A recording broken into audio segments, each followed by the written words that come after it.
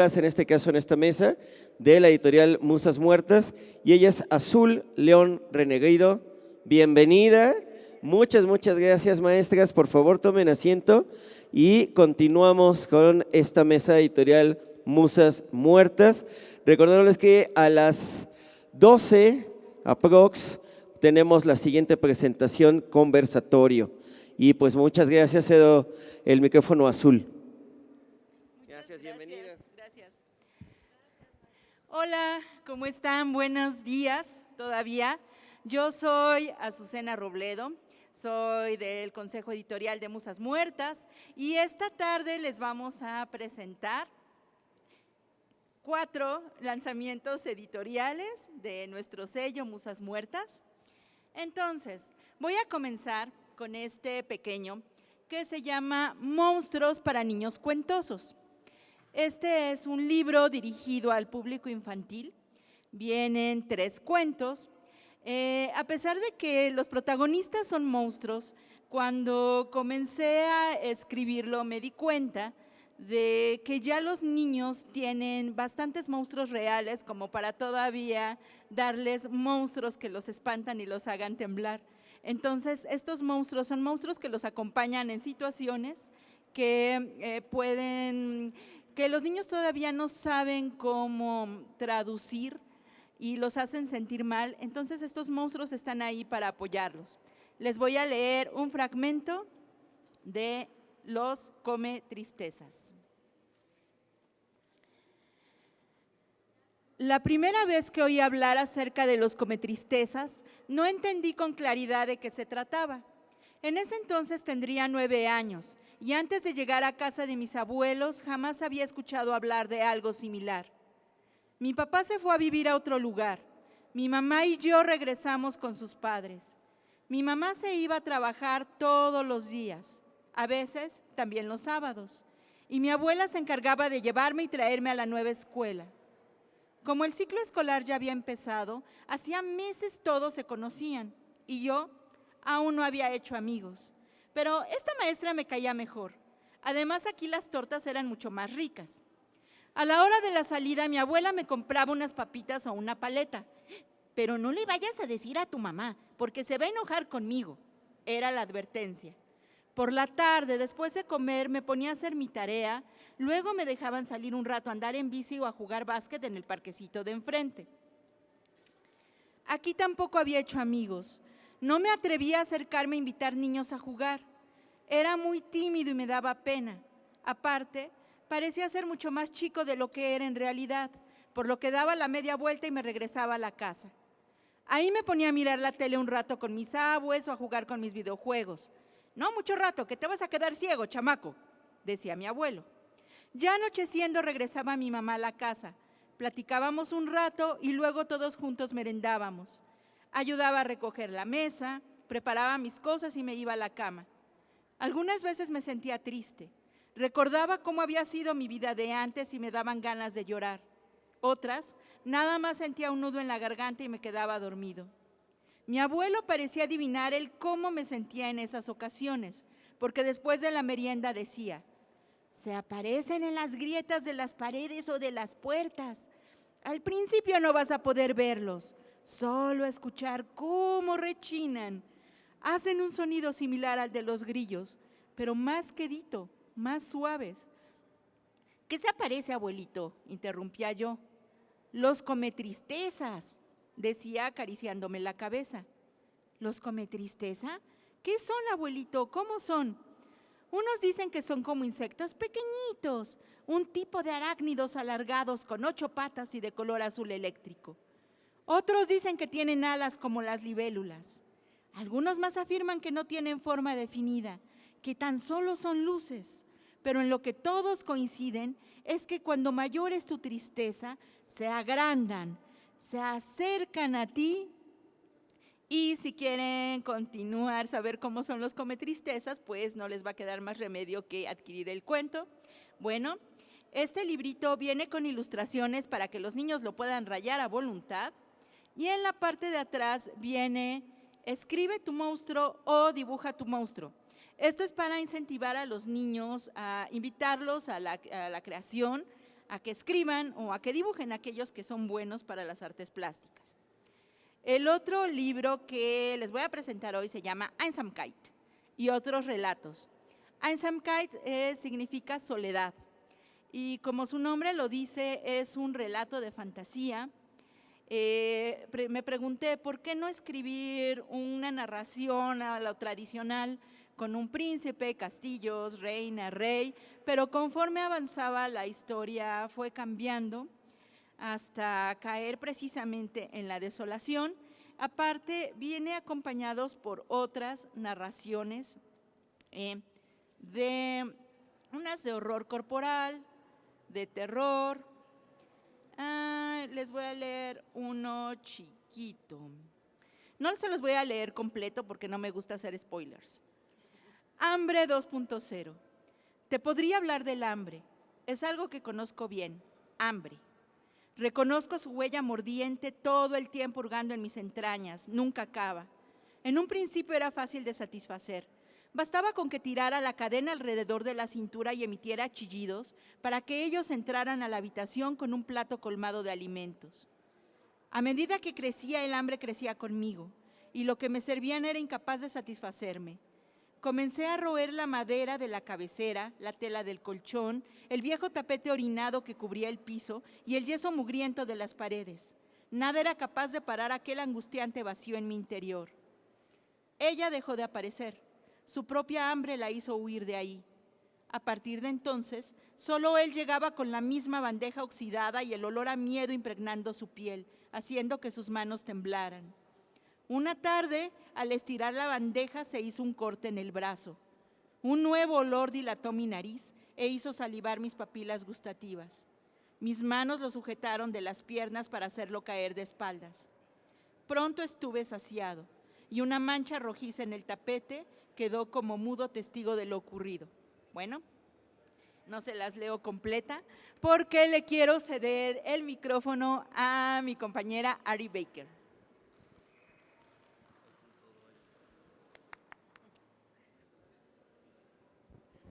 Hola, buenos días. Mucho gusto. Yo soy Ari Barker. Soy autora aquí en Musas Muertas, Consejo Editorial. Azul siempre nos deja con la duda. Espero que vayan a adquirir uno de estos libros porque en verdad son excepcionales. Por eso estamos aquí. Bueno, pues yo estoy empezando a publicar en solitario. Yo ya he publicado en varias antologías de terror. Esa es mi especialidad como Ari Barker. Y en esta ocasión les traigo mi libro Los Cuatro de Ari Barker, que es estoy súper contenta porque es mi primer libro en solitario y precisamente como lo dice el título, son mis primeros 4 cuentos representativos, ¿no? Entonces, bueno, el primero es de vampiros, el segundo es de zombies, el tercero es de fantasmas y el cuarto es de hechicería. Digo que son representativos porque, como ya les comentaba, he estado publicando en otras antologías precisamente con el maestro Camaleón y pues también quiero agradecer que estar aquí porque de verdad que ha sido un camino fascinante. Yo empecé a escribir en el 2020 a partir de la pandemia. La verdad es que yo ya había estudiado, yo estudié con el maestro Cohen, Sandro Cohen, quizá alguien lo conozca por aquí. Hace muchísimos años, ya tenía yo 18 años, más o menos por esa época, empecé a estudiar con él creación literaria por la cuestión de escribir mi tesis, porque yo soy antropóloga de profesión. Pero bueno, la vida nos va llevando por otros caminos y también me especialicé en fotografía, en antropología visual. Entonces, pues yo estuve desarrollando mi carrera y tal, pero pues como a muchos nos llegó la pandemia, nos cambió todo el panorama y entonces fue el momento que yo tuve para poder, hacer un viaje hacia mi interior y retomar esa necesidad que tenía yo de escribir. Y me encontré además que esa necesidad era horrenda. Entonces, yo tenía como cierto prejuicio, como el que mucha gente tiene, de que los cuentos de horror y todo el terror y eso son cuestiones juveniles, quizá de segunda, que no es literatura seria, pero ya en este camino de la pandemia justamente que empecé a pues buscar estudiar y buscar retomar toda esta cuestión literaria, fue que me encontré con el maestro Camaleón, que ya lo conocía por ahí de ciertos eventos, con el maestro Rodrigo Ayala, que ayer estuvo por aquí presentando también, me parece. Y entonces empecé con ellos a retomar esto y pues a darme cuenta que realmente no era nada de segunda, ni mucho menos, al contrario, y que hay un gran boom de este tipo de literatura actualmente y también sobre todo en mujeres autoras.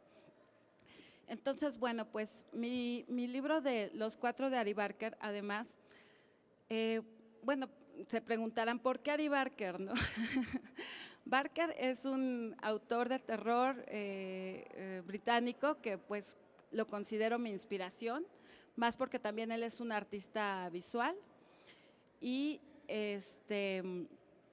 bueno, además precisamente como que tengo ya dos personalidades, entonces por supuesto que mi ser como artista visual, Mar es como me hago llamar, pues no me abandona. Entonces quise en este libro reflejar esa parte y bueno, hacerle como algunas ilustraciones, pues porque era algo que yo de niña buscaba mucho en los libros, no importaba de qué fuera el libro, ay, perdón, ¿no se escucha? Perdón, no importaba de qué fuera el libro, pero a mí me gustaba mucho encontrar esos dibujos, esos guiños del autor, ¿no? Que siempre nos ayudan o nos refuerzan toda esta parte imaginaria y demás, ¿no? Entonces, bueno, pues, ¿de qué van? Pues, en el caso del origen de Ari Barker, es precisamente, es como mi mito de origen, tal cual, de mi personaje, ¿no? Y Ari Barker es una mujer que fue vampirizada por un vampiro creado por Stephen King en su saga de American Vampire. Después, el cuento de Permite el libre cierre de puertas, que es de zombies, precisamente habla de este momento de la pandemia que justo nos quedó pues como anillo al dedo, lamentablemente, para todos los que hemos estudiado o nos llama la atención esta cuestión de los zombies. Y entonces, pues precisamente este cuento está ambientado en el metro de la Ciudad de México, en lo que sería un apocalipsis zombie, ¿no? Causado por la pandemia. Después el cuento Socorro es un cuento que escribí primeramente, precisamente cuando estaba estudiando con el maestro Cohen, y es más sobre el ambiente fantasmal de nuestro México. Está ambientado en Veracruz, en esta zona de Catemaco, y entonces este cuento refleja un poquito más esa tradición también fantasmal que tenemos nosotros los mexicanos, ¿verdad? Y por último, mi cuento Bucle. Mi cuento Bucle habla, es muy psicológico y habla también de la relación con mi padre. No es una autobiografía, ni mucho menos de esta relación, pero sí tiene algo que ver.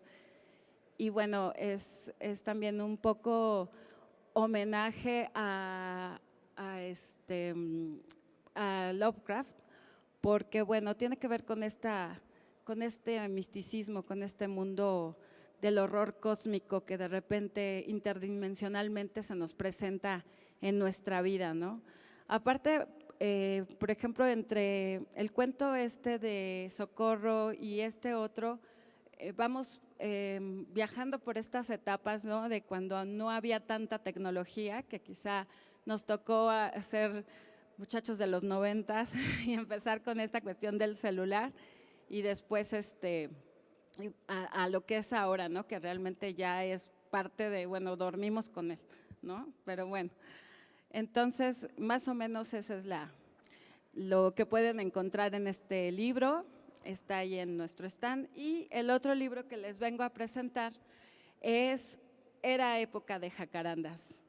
Era época de jacarandas es una narración que escribí justamente un poquito antes de la pandemia porque estábamos organizando una exposición sobre las jacarandas para el Museo Casa del Risco, pero con la pandemia pues se tuvo que detener ese proyecto y entonces yo creo que este colectivo y yo hicimos una de las primeras exposiciones virtuales del mundo, porque además lo increíble fue que de ser un grupo de artistas mexicanos, de pronto empezaron a llegar colaboraciones, pero de todo el mundo, y se hizo una página, se hizo la exposición. Entonces, este relato salió a partir de una serie de fotografías que iba yo a exponer en esa ocasión, pero al final tuve que hacer una síntesis, digamos, e hice una pieza audiovisual que ustedes con este código de barras, ¿y cómo se llama? QR, con este código QR pueden acceder a él para conocerla. Entonces, pero este relato seguía ahí y yo la verdad que no lo quise desechar. Todo lo contrario, me esforcé como para mejorarlo y fue la primera, digamos, el primer proyecto multidisciplinario que yo realicé porque, como les comento, es este relato, la pieza en general es este relato, la pieza audiovisual y la serie fotográfica. Entonces, bueno, como hace mucho calor y estamos en época de jacarandas, les voy a leer un fragmento. Porque es un relato erótico, ¿eh? Me senté en la cama a terminar mi bebida y refrescar un poco mi frente con el vaso. Una costumbre que siempre he tenido y que tanto a él como a Alexei les parece decadentemente sensual. Por supuesto ya no tuve escapatoria. Comenzó a besarme y ya no hubo más pensamientos. Éramos de nuevo esos viejos conocidos e increíbles amantes que se entregaron muchas noches sin recato en ese sobrevaluado estudio de la calle de Regina. Me encantó volver a andar la vereda de desabotonar su camisa y que él hiciera lo mismo. Mi brasier cedió al momento y sus besos, como cálidas olas marinas, se desbocaron en mis pechos, que ahora tienen por lo menos 2 tallas más que cuando fueron suyos por completo. ¿Te acuerdas que en aquellos días a veces ni siquiera usaba sostén? Pues a pesar de haber amamantado a mi primer hijo por todo un año, se encontraban tan firmes y pequeños como casi siempre lo habían estado.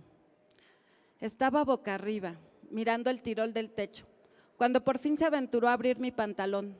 Me lo quitó con dificultad, pues gorda o flaca siempre lo he utilizado ajustado, como es costumbre de la hembra norteña. Sí, señor.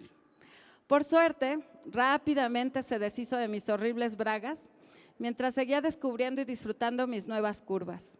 Entrelazó su mano en la mía y finalmente hundió su cara entre mis piernas para hacerme uno de esos orales, de antología, amiga, que inauguré con un ronco gemido muy parecido a una profunda nota de cello. Y casi de inmediato, junto con un torrente sin fin de líquido, producto del primer orgasmo, vinieron lágrimas de gozo y liberación. No lo podía creer.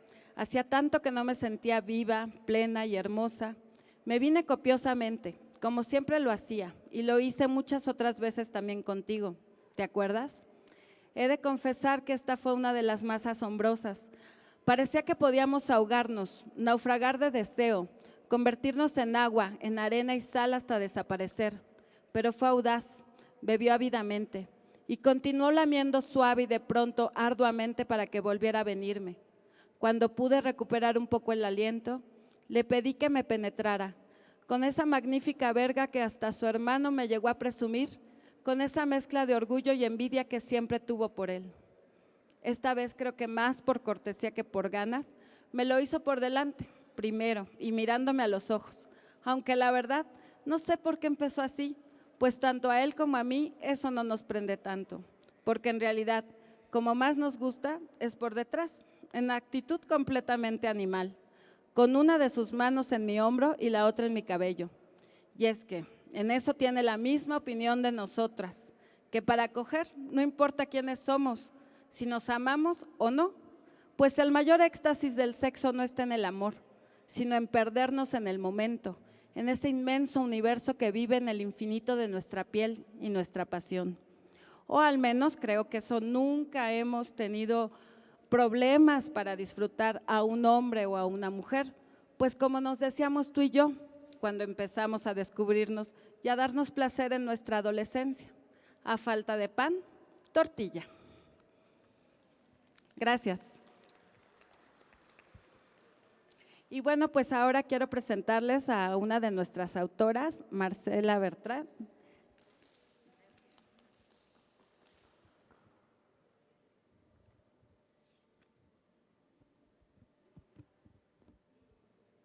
Buenos días, buenas tardes. Esta está muy… Sí, ya. Ay, gracias. Sí. Acá, ok. Sí. Gracias a Editorial Musas Muertas por esta oportunidad de dar a conocer mi libro Volver en las horas. Irene Vallejo, escritora española contemporánea, dice: si alguien te lee, para ti, desea tu placer, es un acto de amor y un armisticio en medio de los combates de la vida. Con esta premisa, me voy a permitir leerles algunos fragmentos de mi obra, que consta de 6 temas a los que yo me dirijo en este libro, que son el social, el familiar, el de reflexión, el de ficción, el de amor y poemas.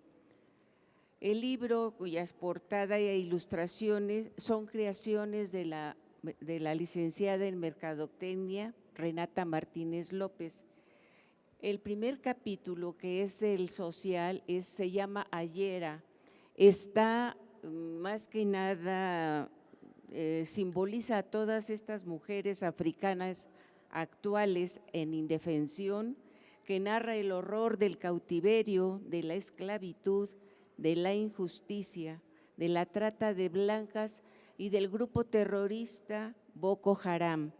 Ayera está inspirada en la vida de una mujer que vive actualmente, que se llama Hadizatou Mani, que es el primer caso de esclavitud llevado ante el Tribunal de Justicia, y otras mujeres que han salido adelante en África, por las cuales escribí Ayera. El segundo capítulo es del tema familiar, y ahí es una mujer de inicio del siglo XX que enfrenta la injusticia, el machismo, la exigencia patriarcal, clasismo y autoritarismo. De aquí les voy a leer el primer fragmento, que el cuento consta de 5 partes, y me permito leer la primera parte. Empieza con epígrafe de Virginia Woolf, en donde nos dice: no hay barrera, cerradura ni cerrojo que puedas imponer a la libertad de mi mente. La primera parte se llama Huida. Mis hermanos y yo nacimos en Zacatlán de las Manzanas, Isabel de 12, Miguel de 8, Gabriel de 6 y yo, Josefina, con 10. Vivíamos con mi madre Luz, quien se había divorciado hacía 6 años. Gabriel fue el pretexto de la separación, pues mi padre le recriminaba el no haberse cuidado y embarazarse. La verdad era otra. En ese pueblo pequeño todo se sabía. Como se dice, pueblo chico, infierno grande.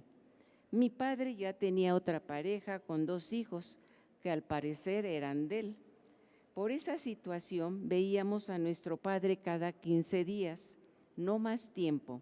Su nueva mujer no toleraba 4 niños más. Para Isabel y para mí nos era antipática. Esas visitas eran odiosas. En cuanto desaparecía mi padre, Lucrecia nos maltrataba con insultos, pellizcos o imponiéndonos tareas asquerosas como limpiar los baños. La casa de mi madre era grande, con habitaciones alrededor de un jardín interno, con una fuente de piedra. Había muchas flores y 3 árboles frutales. En ese lugar nos divertíamos mucho. Con un piano en casa y flautas aprendíamos música, a cantar y a bailar. Por fortuna estaba lejos de donde vivía mi padre. Los fines de semana nos llevaban a la cascada de San Pedro.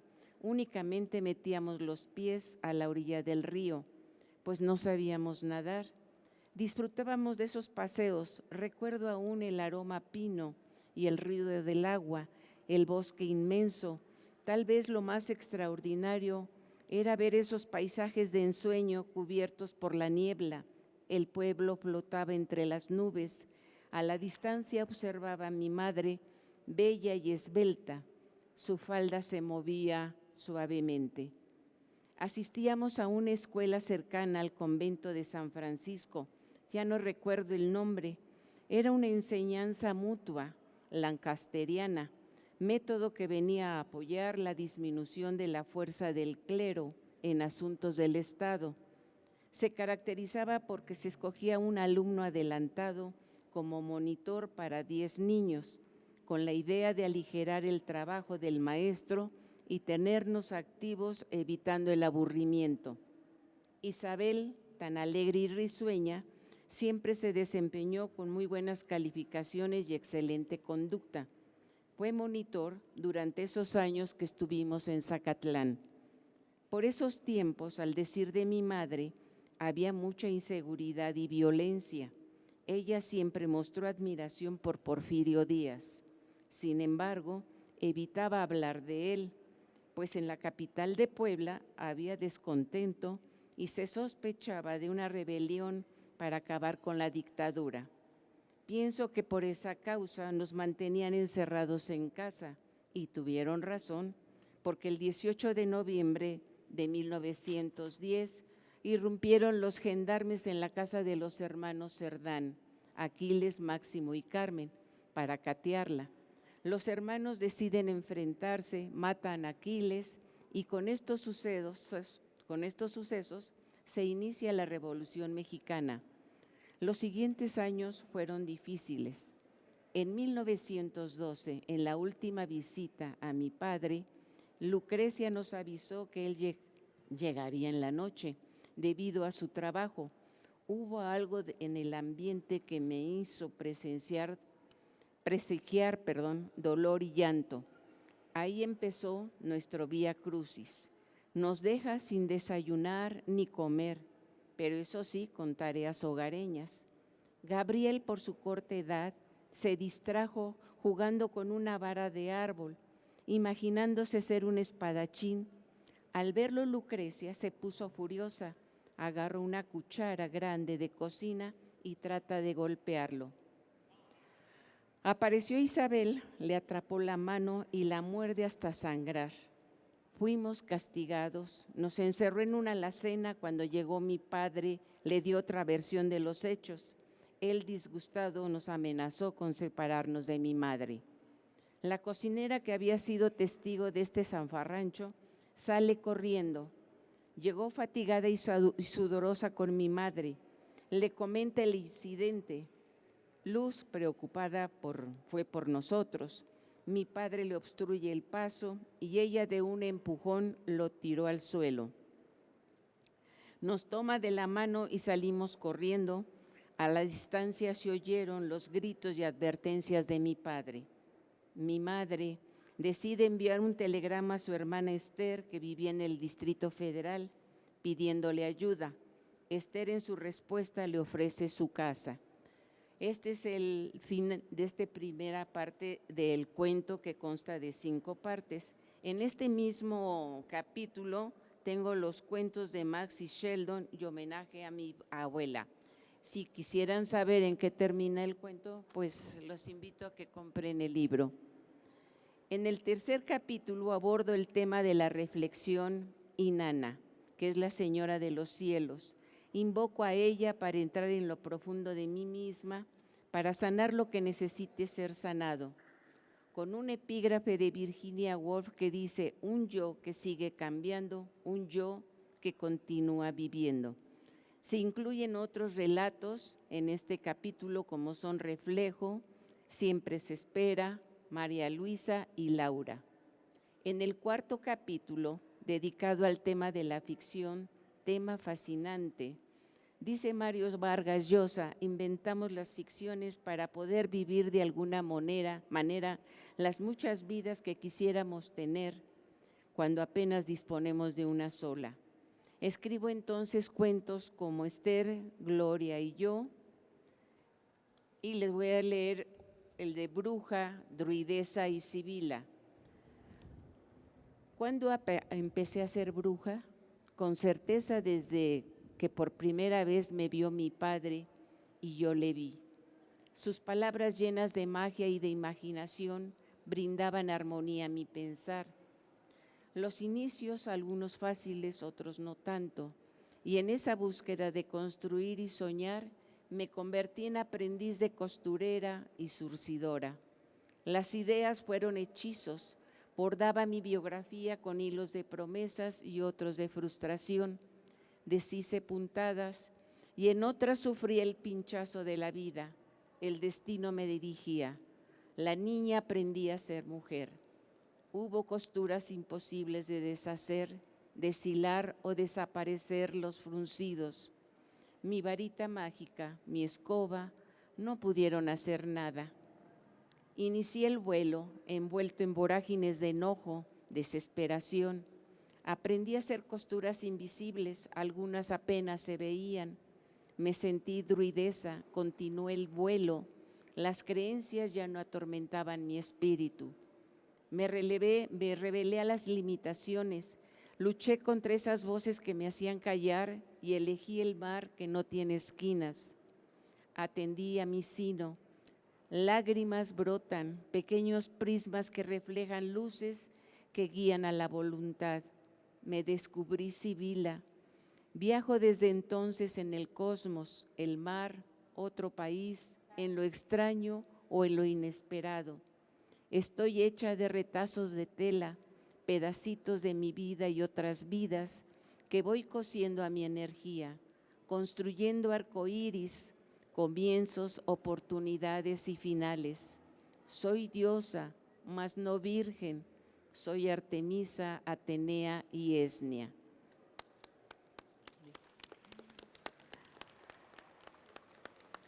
Agrego otros cuentos como son también Renata, el sexto y último capítulo dedicado a la poesía.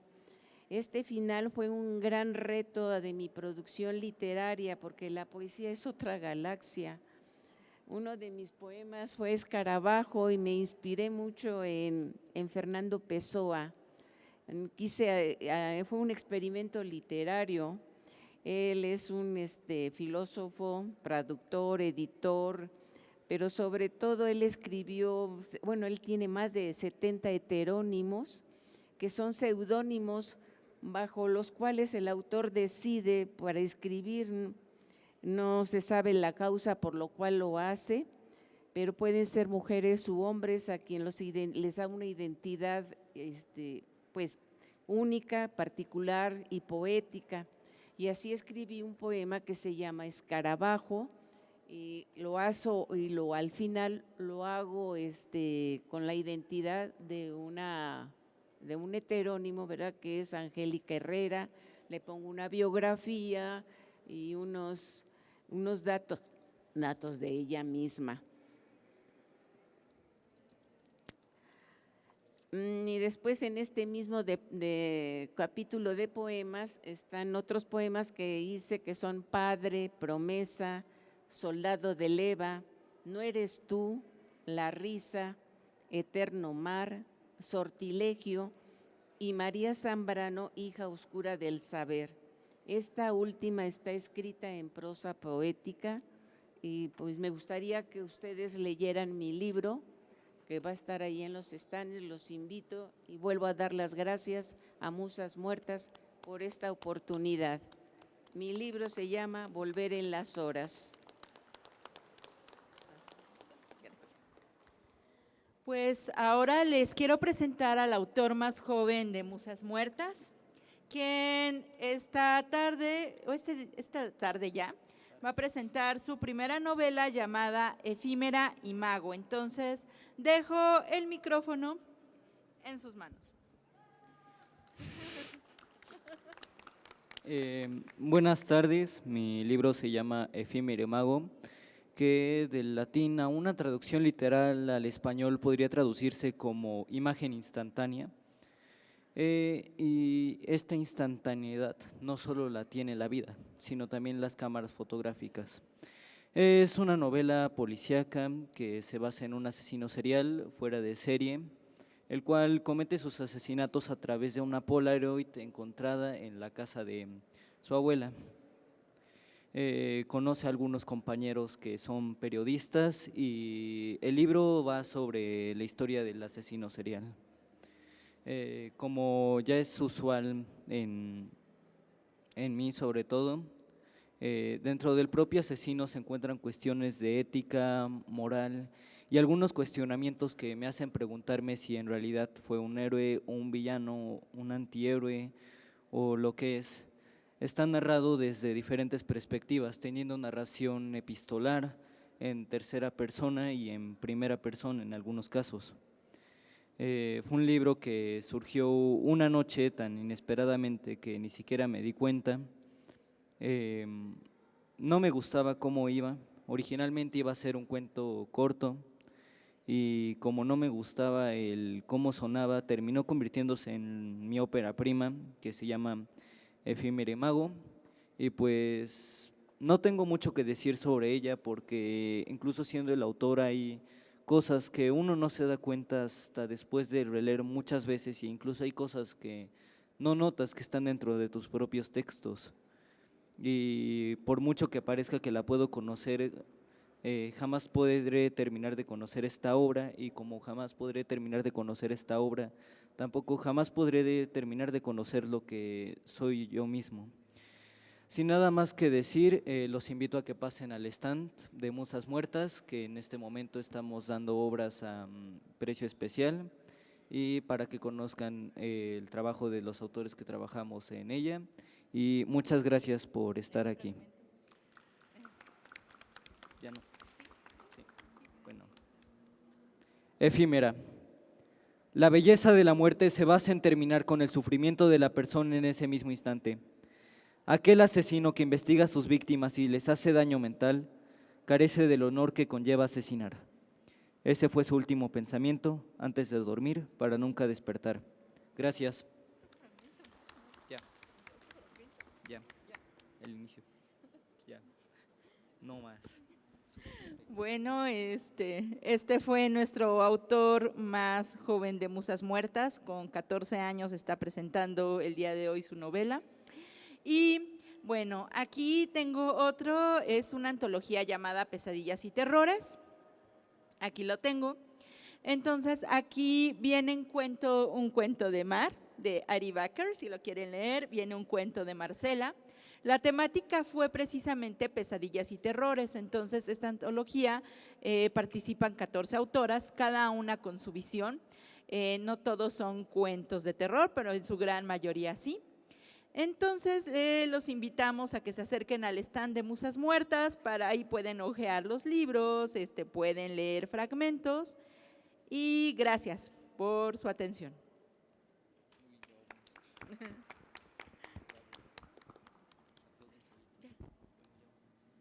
Andiamo.